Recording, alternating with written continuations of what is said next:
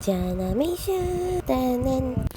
And hello, world of the world! We are at it with another vlog at nandito ako ngayon para turuan kayo kung paano mag-post ng YouTube Shorts. Ay, nakapatay. And we're back at it and I'm going to teach you how to post on YouTube Shorts. And of course, don't forget to click like and share this video para naman dumami ang ating subscribers. Of course, don't forget to go to your main YouTube app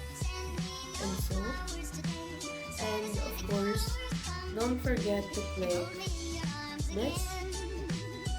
this plus button in the middle para papunta siya sa ating shorts na parang studio. Susunod nun, huwag mong kalimutan na videohan sa sarili mo. At pag naka-video ka na sa sarili mo, ayan, ganun lang. You're gonna click the check mark.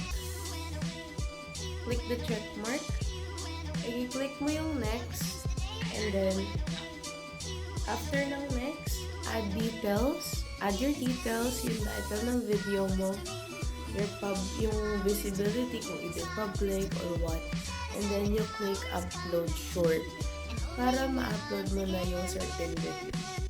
And that is all for our vlog for today. Thank you for watching and see you guys next time. Bye-bye!